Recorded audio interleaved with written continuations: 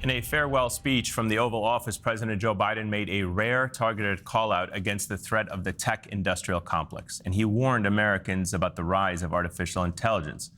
It was a last-minute warning that had many of us asking, why now? That included a prominent bioethicist who wrote that he was thrilled to hear Biden call out the tech oligopoly and its inordinate power. He added, though, unfortunately, like Eisenhower, he waited for his farewell address to put out his warning. Nevertheless, let's have a rigorous conversation about the oligopoly, what it wants, and how it exerts power. Well, we're going to do that just here. I'm joined now by the author of that post, Wendell Wallach, Emeritus Chair of the Technology and Ethics Study Group at the Yale Interdisciplinary Center for Bioethics. He also wrote A Dangerous Master, How to Keep Technology from Slipping Beyond Our Control. Wendell, it's great to have you on the show. I can't think of a better person to have this conversation with. Elaborate on those thoughts that you recently shared. Is this a sincere warning? And if it is coming just as he is leaving office, then what should we really be talking about when it comes to the tech oligopoly? Well, thank you, Ayman, for inviting me and for bringing up these questions. I think it's a sincere warning. I suspect even Biden has little idea of the inordinate power and the way it is growing of the tech oligopoly, which includes not only the owners and runners of the large tech corporations, but also venture capitalists and others who have made billions of dollars investing in technology. It is actually expected that AI alone will start to generate $10 trillion a year within another decade or so. And the sad part about that is that 90% of that's going to go to the tech oligopoly. It's going to go to the same people, and their power will grow exponentially. Now, up to now, their focus has mainly been upon the legislature and getting what we sometimes call corporate capture of the legislatures, making sure that they won't enact laws that the tech oligopoly thinks is against their interests. And they do it in a relatively simple way. Of course, there are some legislators who understand technology deeply, but many of them don't. And the tech oligopoly will say to them, or at least their lobbyists will say to them, we're in this competition with China. We can't be beaten. And technology is very complicated, so you won't fully understand the ways in which the laws you enact may interfere with the innovation. So leave all of that to us. Trust that, us. Oh, and by the way, here's $100,000 for your reelection campaign. I know that you've spent many years studying ethics in artificial intelligence and have talked about how those concerned around AI ethics have been sidelined in recent years, and perhaps we've started to focus on the shiny objects that AI can solve for us in terms of problems in our world. But just talk to us about the consequences of these AI ethics being pushed aside and ignored. Well, let's understand that AI is not one thing. AI is many things, and it's being implemented in nearly every facet of life. And again, many of the ways in which it will be implemented will better the human condition, will better medicine, will contribute in other areas. But there's also some very dangerous prospects. And some of the near-term dangerous prospects are that AI is not really intelligent, at least not as we see it today. And it isn't being embedded in all kinds of systems.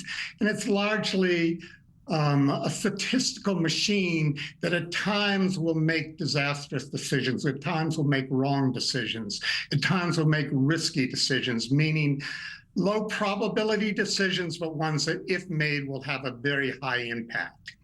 In the longer term, there's concern about how AI that is more and more intelligent, and really the competition right now is to create AI with artificial general intelligence, which means comparable to smart human beings, that it will actually finally bring about that long-term concern of technological unemployment, where AI destroys a large number of jobs. And then there is the concern about AI being introduced into the military and AI actually taking disastrous decisions, which I think we'll talk more about in a minute or two. And of course, the long-term concern that potentially if AI can truly be much smarter than humans, it may be unfriendly to humans. And do we have any way of ensuring that AI decision-making will be in our interest? Is there a scenario in which there will always be a kill switch for AI, that we, at any point, if we feel that AI has gotten out of hand or dangerous or poses a threat to a system of ours, that we can just shut it down? There have been a number of papers that have largely demonstrated that there is no prospect of an effective kill switch. And so far, there's no prospect of our ensuring that AI will be safe.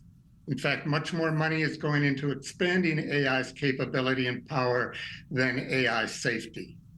Nor is any work being done on ensuring that AI will have the capacity to make ethically significant decisions, or even recognize that it's in an ethically significant situation.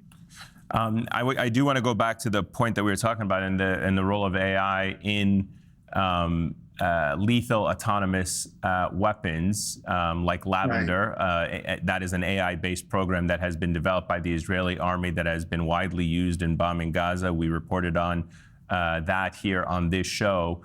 You've proposed that they should be banned under international humanitarian law. What are the dangers of these kinds of weapons and the use of AI in a warfare context? Do you put them on par with the dangers of the nuclear weapons that were created in the 40s?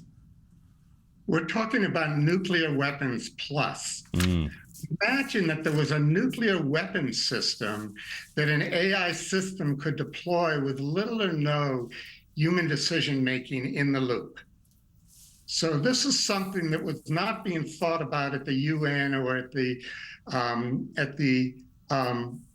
reflections on whether to ban or at least regulate AI systems early on. People were thinking of these systems largely as drones that picked out one target and then killed that person, or perhaps some AI soldiers on the battlefield that would be substitutes for losing our own soldiers.